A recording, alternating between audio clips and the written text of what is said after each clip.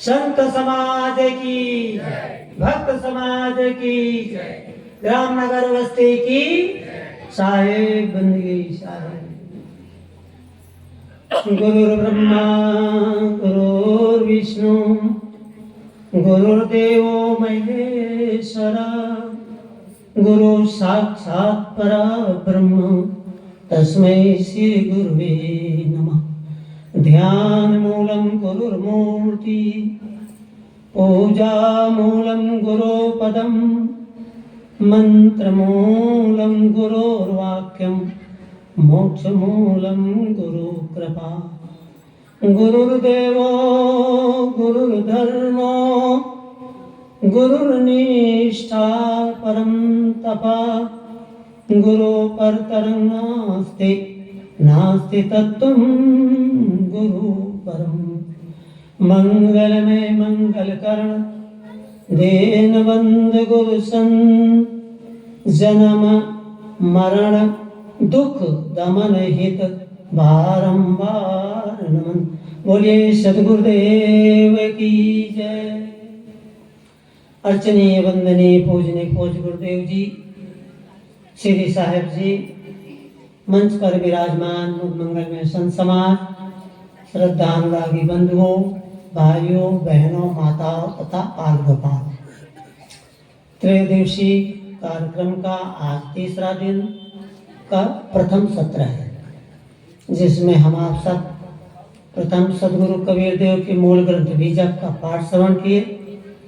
उसके बाद भजन और विचार श्रवण कर रहे थे आप। समय तो आप जानते हैं, और समय बहुत तेजी से भग रहा है। हमारा आपका भी समय कितना बीत गया। 75 साल के होने वाले हैं तो भी नहीं मालूम पड़ता कि अभी 75 वर्ष हो गए। ऐसे हमारा आप सबका बीतता जाता है, और जो समय बीत गया वो फिर वापस आने वाला नहीं है। हम चाहें कि 16 साल के हो जाएं तो 16 के नहीं होंगे, 75 के तो 76 हो जाए। बोलो सदगुरुदेव की।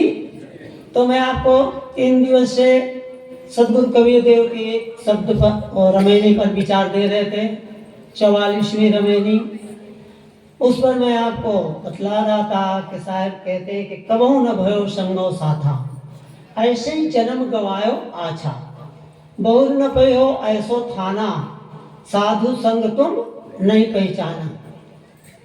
तो अब तो रोहिए नरकमा बासा। साहब कहते हैं कि तुमने संतों का संग नहीं जाना, संतों को तुमने पहचाना नहीं, तो संसार में दो ही तो है ना। मैंने कल भी कहा था, 2 में से 1। साहब जी के पुस्तक है ना, यहाँ पर 2 में से 1। तो 2 ही है, या तो संत है और या तो असंत है। अरे साधु है या तो असाधु है, साधक है तो संत है, और साधना नहीं है तो असंत है। तो 2 ही है। तो यहाँ पर इसीलिए साहब कहते हैं अब तो रोहिए नरक में वास। और सदगुरु कबीर साहब कहते हैं, मैं नहीं कहता, अच्छा आपको दावा करना हो तो कबीर साहब कहते हैं, हम नहीं कहते कि आप नरक में जाओगे। हमने तो उसी दिन कहा कि आप स्वर्ग में बैठे हैं। संतों का समागम जो है स्वर्ग ही है, नरक कहाँ है। और हमारे साहब 3 दिन से संतों की महिमा पर खूब प्रकाश डालते रहे, विचार। आज भी साहब कह रहे थे भाई संतों के संत मिलन सम सुख कछु नाही। और गोस्वामी जी क्या बोलते हैं कि नहीं दरिद्र सम दुख जग माही। बोलते हैं संसार में दरिद्रता के समान कोई दुख नहीं, और संत मिलन सम सुख कछु नाही। और बोलते हैं संतों के मिल जाने के समान दुनिया में कोई सुख भी नहीं है। ये भी 2 है, एक सुख और दुख, दोनों। तो कहते दरिद्रता के समान दुख कुछ नहीं है, गोस्वामी जी महाराज कहते हैं। और दरिद्र हम किसे कहते हैं बताओ, किसको हम दरिद्र समझते हैं? जिसको कहा गया है कि दरिद्रता के समान कोई दुनिया में दुख नहीं। हम लोग तो यही देखते हैं ना भाई, कि जो बेघर है, बेदर है, बेपर है, जिसको न रहने को घर है, न तन में कोई वस्त्र है, न खाने के लिए कोई ठिकाना है, उसको हम लोग बोलते हैं बहुत दरिद्र है। तो गोस्वामी जी ने ऐसा क्यों कहा कि नहीं दरिद्र सम दुख जग माही।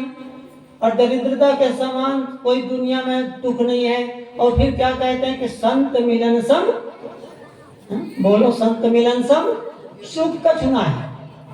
तो उनको तो ऐसा कहना चाहिए कि भी जो ऐसा दरिद्री है, जिसको कोई घर नहीं, कोई धन नहीं, कोई मकान नहीं, कोई खाने को नहीं, कोई पीने को नहीं, तो उसको तो क्या मिलना चाहिए? नहीं दरिद्र सम दुख जग माही। और लिखना चाहिए धन मिलन सम, बोलो धन मिलन सम सुख कछु नाहि। भाई दरिद्री आदमी है तो क्या चाहे तो बताओ। जैसे हम लोग आरती में गाते नहीं, कहते हैं माताएं गाते हैं सुख संपत्ति घर, बोलते हो कि नहीं बोलते? ओम जय जगदीश हरे, जगदीश आरती है भगवान की। तो भागवत कथा का जो होते हैं तो फिर वो आरती गाते हैं। तो बहनें ऐसे गाती हैं कि सुख संपत्ति घर आवे, क्या मांगती हैं कि सुख संपत्ति घर में आवे।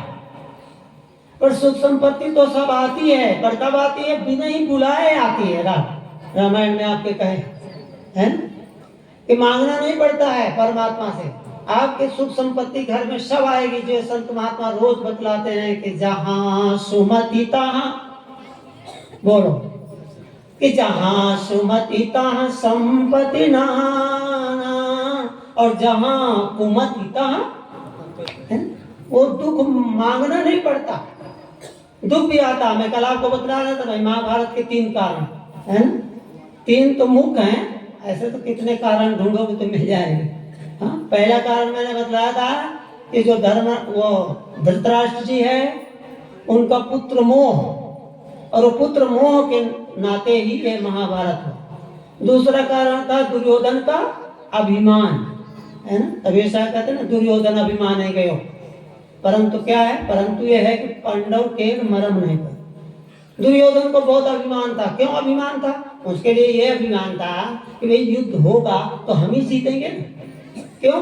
एक तो अच्छौड़ी सेना हमारे पास, दूसरे हम 100 भाई हैं, और ये कितने हैं? ये 5 हैं, है? ये 5 भाई है पांडव। तो 5 पांडव भाई हैं, तो इनके जो हम जीतेंगे तो हम जीतेंगे, क्योंकि हम तो 100 हैं और 20 को गुणा करें, 20 पंचे 100। तो एक भाई के पीछे कितने भाई लगे? 20 भाई लगे हैं, और एक तो बताओ 20 जीतेगा कि एक जीतेगा? इसीलिए उनको अभिमान था, और इनको ये पता नहीं था, मर्म नहीं जाना। पर वो मर्म नहीं समझ पाए ना कि उनके साथ है कौन, है? हम आप दोहा बोलते हैं ना, रोज बोलते हैं, सब लोग जानते हो कि जाको राखे बोल दो, जाको राखे साइया, और मार सके ना कोई, और बाल न बांका कर सके, चाहे जो जग बैरी, चाहे सारा संसार आपका दुश्मन हो जावे, पर आपका कोई भी एक रेवा टेढ़ा नहीं हो। इसीलिए हम कहा करते थे कि भाई कोरोना आया था तो आपने देखा हम लोग शिक्षा देते थे, संत महात्मा कहते थे, लोग नहीं सुनते थे। अब कोरोना महाराज आया तो सब सुनते रहे कि नहीं सुनते रहे? हम लोग कहते थे पवित्रता रखो, स्वच्छता रखो, हाथ मुंह सफाई करके भोजन में बैठो, फल फूल लाओ तो धो के खाओ, तो कहीं सुनते थे लोग। और जब कोरोना आया तो सब सुनने लगे। हम कहते थे मोह ममता ना रखो, यही मोह है तो दुख का कारण है। मोह सकल व्याधि निकर मूला, अते ते पुन उपजय बहु। ये मोह जो है यही दुख का कारण है। तो जो उनको मोह ना होता धृतराष्ट्र को, तो ऐसा महाभारत नहीं होता, है ना। तो ये कोरोना आया तो कितना अच्छा रहा बताओ। आप सब कहोगे अच्छा रहा महाराज के सबको मार गया। हा? अरे मार नहीं गया, कोरोना का तो अर्थ होता है करोना।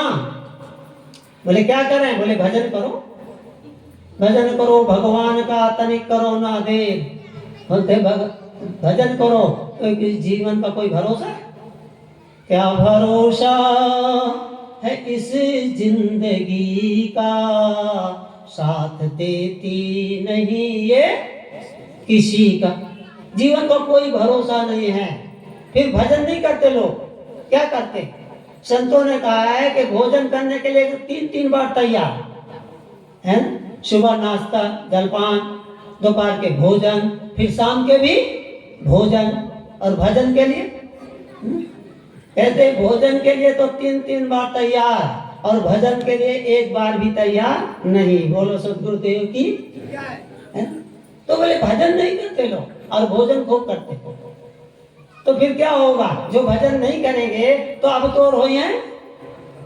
बताओ, कबीर साहब कहते जो नहीं भजन किया कहाँ जाएगा? बताओ, है ना? अब तो रोए नरक माँ पासा। अब नरक कहाँ है बताओ? नरक को भी उसी रामायण में बतला रहे हैं। नरक ये है, स्वर्ग ये है।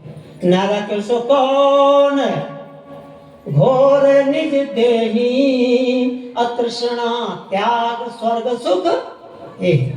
बोलते हैं नरक क्या है? बोले नरक ये शरीर। नरक का वर्णन आप सुनो क्या है बताओ। नरक का जो वर्णन दिया गया है वो क्या है? जो वर्णन करते हैं वही तो शरीर में है, और कुछ है क्या? ये तो बड़ी अच्छा है कि पालिश लगी हुआ है, और पालिश हटा दो तो ये कैमरा में फोटो लेते हैं ना, तो इसमें जो भाई फोटो जैसा होगा वैसे आएगा। एक बार तीर्थ यात्रा चलती है ना, संत महात्मा तीर्थ यात्रा चारों धाम ले जाते हैं, तो रेलवे में ले जा रहे हैं।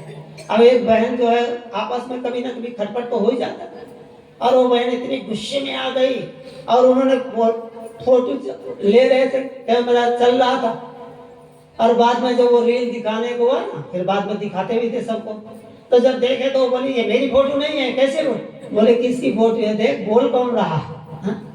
क्योंकि जब गुस्से में होता है व्यक्ति तब चेहरा दूसरा हो जाता। इसीलिए संत महात्मा हमेशा कहते हैं कि कैसे रहो? बोले गुलाब के फूल की तरह। यहाँ तो गुलाब हमारे पास नहीं दिखते, पर ये फूल दिखते थे, कितने बढ़िया खिले हुए वो। ऐसे खिले रहो। बोलो गुलाब को इसलिए उपमा दी जाती है कि गुलाब कहाँ खिलता है बताओ? अरे कांटे नहीं रहते गुलाब में, कांटा नहीं होता, कांटों में रहता है, फिर भी खिला रहता है, और खिल करके हमें आपको प्रसन्नता देता है, आनंद देता है। और हम लोग कांटों में रहे तो ये कांटा क्या है? जो दुख आता है या सुख आता है, जो भी आता है जीवन में हमारे आपके, प्रतिकूलता समझो, अनुकूलता नहीं प्रतिकूलता। मान लो अभी हम लोग चैत महीना में होते आपके, क्योंकि यहाँ तो बहुत जल्दी गर्मी पड़ती है, और या अप्रैल में होते तो 11 बजे बैठते पतरा के नीचे, होता कि नहीं? या आपको कूलर लगाना पड़ता है, इधर उधर व्यवस्था करनी पड़ती है, पर अभी तो प्रकृति की ओर से कूलर लगा है। तो वो क्यों? वो प्रतिकूलता होती है हमारे यहाँ, सहन नहीं होता, इसके लिए वो सब व्यवस्था करनी पड़ती है। तो यहाँ पर कहते हैं भाई कांटों में रहता है पर गुलाब खिला रहता है। इसी प्रकार हमारे आपके जीवन में भी सुख भी आता है, दुख भी आता है। ये महाभारत जो हुआ है या रामायण जो हुआ है, ये हमारे आपके लिए सीख है, और हम लोग समझ नहीं पाते हैं।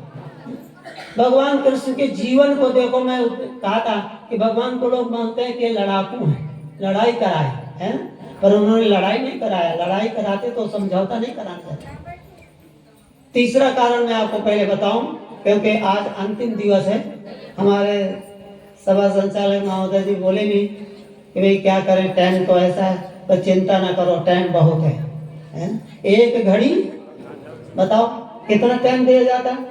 एक घड़ी आधी घड़ी, और आधे में पुण्य आध, और तुलसी संगत साधु की कटे कोटि अपराध। कहते करोड़ों जन्मों के पाप जो है समन हो जाते हैं जो संतों के पास जाता है और सत्संग में जाता है।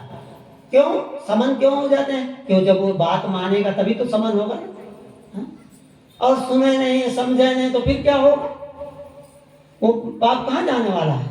पाप कहीं जाता नहीं है। बोलते हैं कि एक बार ऐसे हुआ, कहानी है क्या लगी छोटी सी, तो सब लोग जैसे भी प्रयागराज चलेंगे ना, और प्रयागराज में आप देखो इतनी अभी सी महिमा इतनी गाई जाती है, इतने हजारों वर्ष के बाद या इतने साल के बाद पड़ा है कुंभ मेला।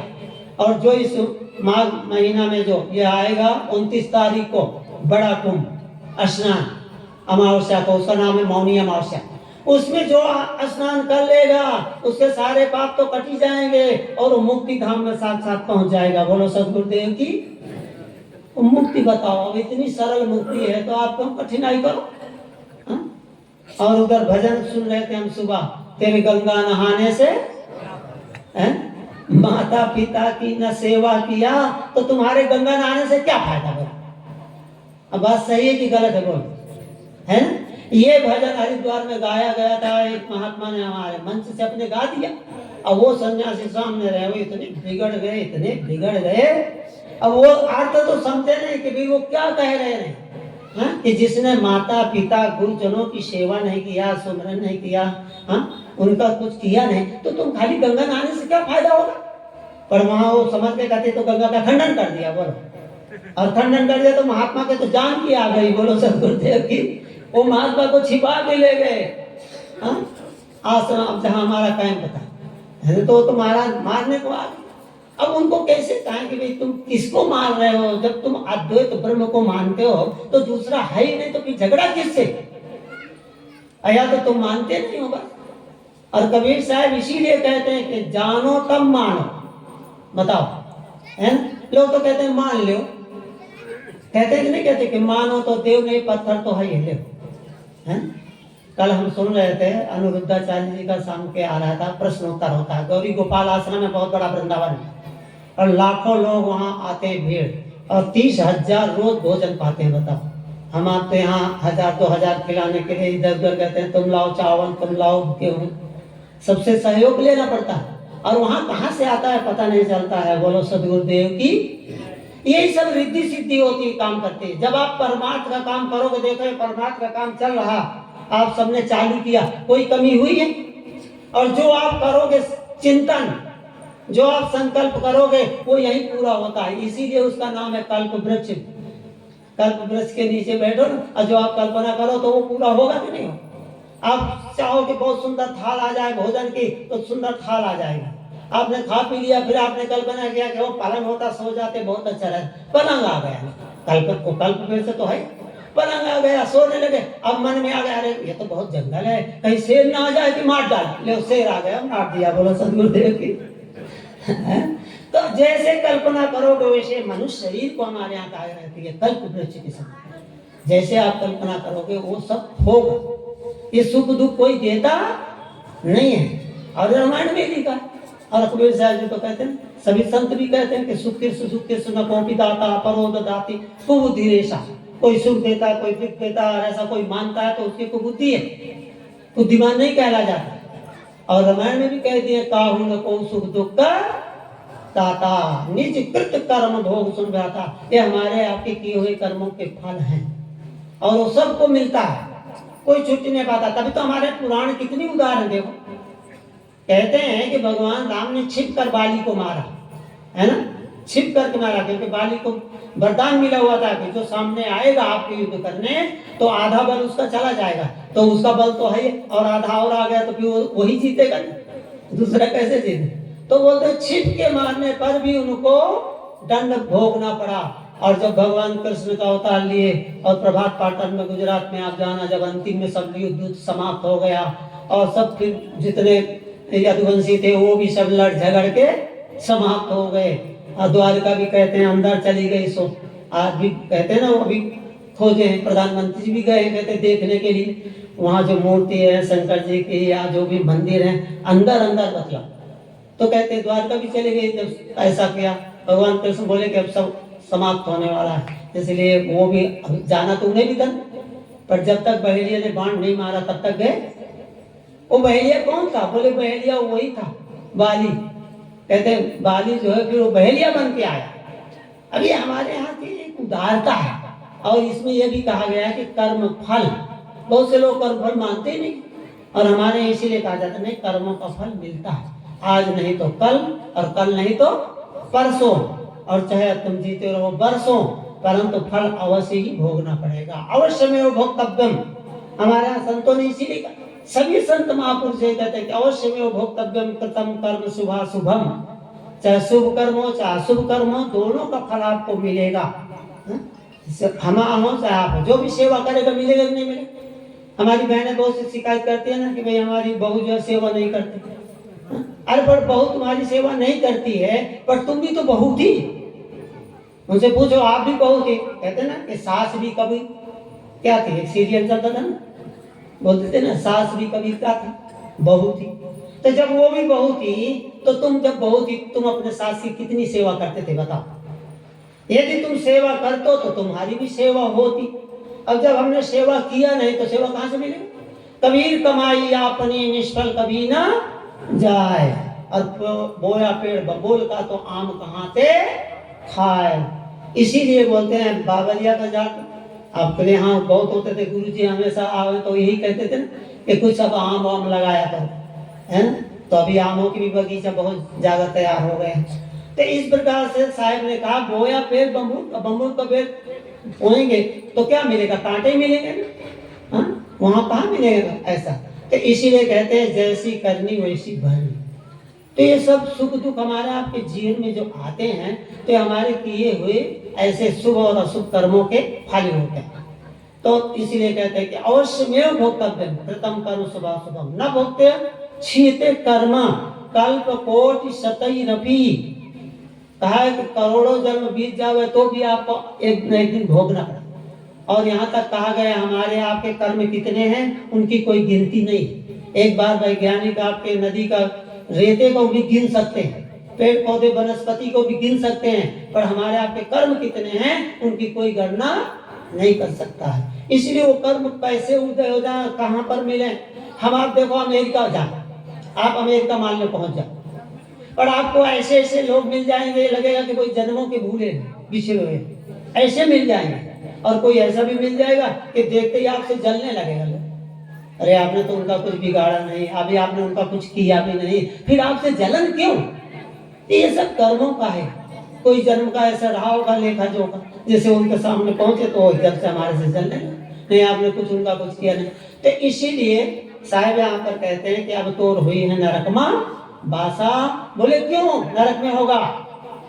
क्योंकि प्रश्न लगा देते ना, परंतु लगा देते ना, गुरुजी परंतु लगाया करते थे। लेकिन परंतु अगर मगर तगर है ना, ये नहीं लगाना कि गुरुजी आपका आगमन तो सुने परंतु कहने से सब बना बनाया काम बिगड़ जाता है। तो यहाँ कभी साहब भी परंतु लगा देते, कहते अब तो रोए नरक में बासा। बोले क्यों नरक में जाएंगे?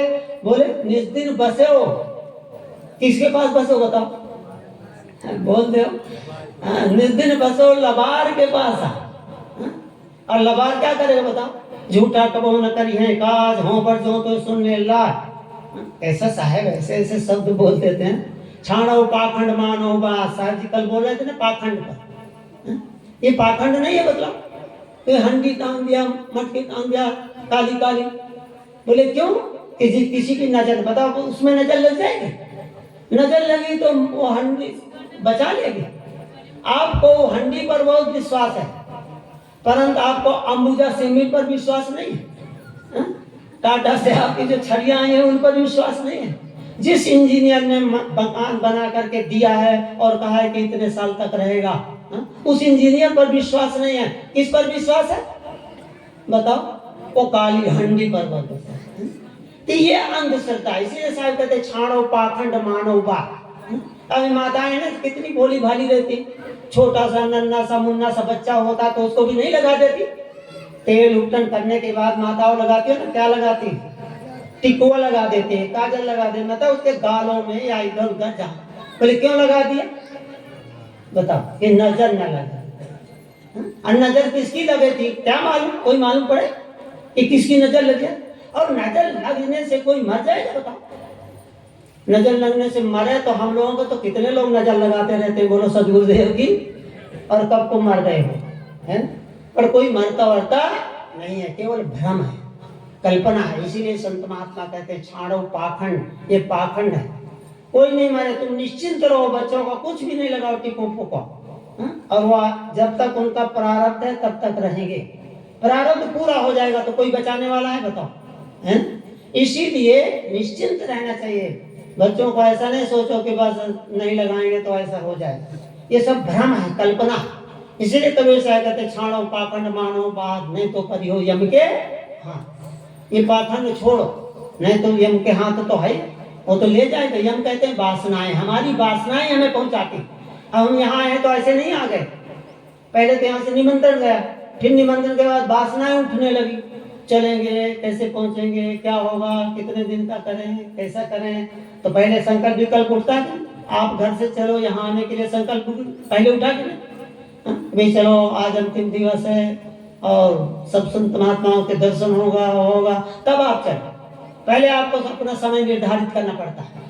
इसीलिए तो संत महात्मा कहते हैं कि जिनका कोई उद्देश्य नहीं वो कैसे हो। आप आओ पर आपका उद्देश्य नहीं, थोड़ी दूर आए फिर वापस चले, बोले चलो नहीं ठीक है। तो कहते हैं कि जिनका कोई उद्देश्य नहीं, जिनका कोई लक्ष्य नहीं, पहले आपका लक्ष्य निर्धारित करना पड़ता है। भक्ति करो, साधन करो, भजन करो, संतों के पास जाओ, तो लक्ष्य निर्धारित करना पड़ेगा। और जब आपका लक्ष्य सही हो जाएगा तो आप पहुंच जाएंगे। नहीं तो कहते हैं, संतों ने कहा है कि जिनका कोई लक्ष्य नहीं कोई उद्देश्य, ते नर कटी पतंग सम क्यों न गिरे दूर देश।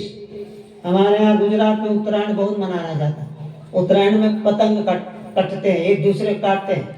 9 करोड़ की पतंगे जाती है। एक दिन व्यापारी बोल रहा था विशेषा कि 9 करोड़ की पतंगे गई सब वहां से, और साल भर पूरा पतंगे बनाते हैं। और कौन बनाते हैं? ये इस्लाम भाईजान, उनका एक धंधा है और वही सब उड़ाने के लिए ले जाते हैं। तो वहां पतंगे चलते हैं। अब वो पतंग जब कट गई डोरी से, तो आप बताओ वो कहाँ गिरेगी? कोई उसका पता है कि कहाँ गिरेगी? वो आपके तार में भी आ जाएगी। वृक्षों में तो देखो पूरे वृक्ष देखते हैं जैसे कोई चिड़िया लपटी हो चारों तरफ है उत्तरायण के समय पर। तो इस प्रकार से कहते हैं, ते नर कटी पतंग सम क्यों न गिरे दूर देश। जिनका कोई लक्ष्य नहीं होता, कोई उद्देश्य नहीं होता, उनका कोई ठिकाना नहीं है। इसलिए हमें अपना आपका लक्ष्य निर्धारित करना पड़ता है। टाइम बहुत जल्दी से पूरा हो रहा है, इसलिए मैं अपनी वाणी पे विराम दूंगा। आप जानते हैं 20 मिनट का हमारे साहब बोले थे, पर 5 मिनट ज्यादा भी हो गया आप लोगों की वजह से। आप कोई बोलते नहीं साहेब बोलिए सदगुरुदेव की जय। मैं मन ही मन सोच रहा था साहेब जी के लिए कल 10 मिनट का और आज के 10 मिनट का यानी 20 मिनट का उधार मेरे ऊपर चढ़ गया है। वो समय मैं दे नहीं पाया, तो कम से कम साहब जी 5 मिनट ले लिए तो 15 मिनट ही बाकी है। और उस 15 मिनट को मैं इस ढंग से आपको वापस करता हूँ कि आश्रम भी तो आप ही का है, इसलिए बोलिए।